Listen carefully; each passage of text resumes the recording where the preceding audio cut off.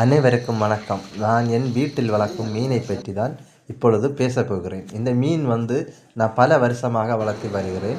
Gold fish எல்லாம் வளர்த்து வருகிறேன். காரணம் என்னவென்றால் என் வீட்டில் மீன் வளர்ப்பது எனக்கு ரொம்ப நல்லா பிடிக்கும். காரணம் என்னன்னா பிள்ளைங்களுக்கும் சரி நிறைய சரி இதில் கரெக்டான அந்த மீன் தொட்டிகள் அமைத்து அதில் தான் நான் மீன் வளர்த்து வரேன். காரணம் இத்தனை வருஷமாட்டு வளர்க்கி நிறைய எனக்கு இதில் லாபம் கிடச்சிருக்கு நேரமே.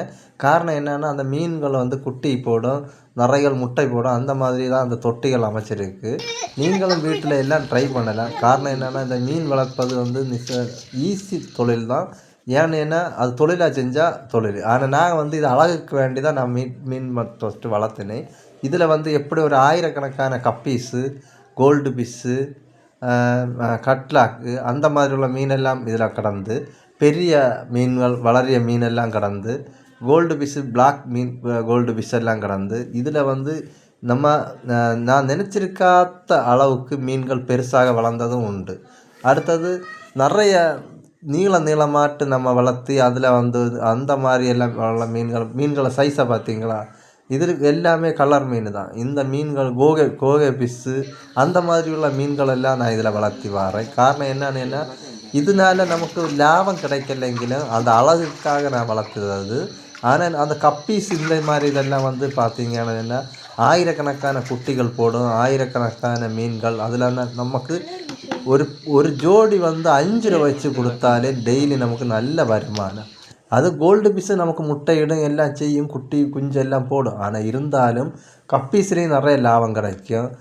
இந்த மாதிரி இதில் நான் இது லாபம் கிடைக்கணும்னு சொல்லி வளர்த்தல. ஆனால் இருந்தாலும் எனக்கு இந்த மீன்கள் நான் நல்லா பிடிக்கும். உங்களுக்கும் இந்த வளர்க்கியது மீன் பிடிக்கும்னா இதே மாதிரி ஒரு இயற்கை காட்சியை வீட்டு ஃப்ரெண்டோ சைடோ பேக்கோ இதே மாதிரி அமைச்சு நம்ம வச்சு வளர்த்தி வந்தால் வேறு லெவலுன்னு தான் சொல்லணும். காரணம் என்னென்னா இந்த மாதிரி மீன் வளர்த்து பாருங்கள், கப்பீஸை பாருங்கள் என்ன மாதிரி இருக்குன்னு. எவ்வளோ ஒரு பிடி கப்பீஸ் இருக்குது. கலரான கப்பீஸ் இதெல்லாம் அதில் தான் நம்ம இட்டு வளர்த்தோம்னா அதில் நிறைய குஞ்சுகள் இதெல்லாம் கிடச்சோம்.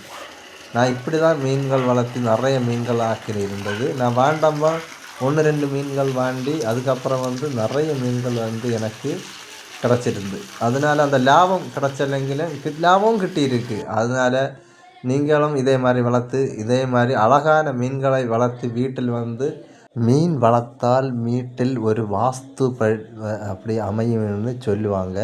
நான் இதே மாதிரி நிறைய வீட்டில் பார்த்துருக்கேன். மீன் வளர்த்து நல்ல லாபம் எடுத்திருக்காங்க. இந்த வீடியோ பிடிச்சிருந்தால் லைக் கொடுங்க, ஷேர் கொடுங்க.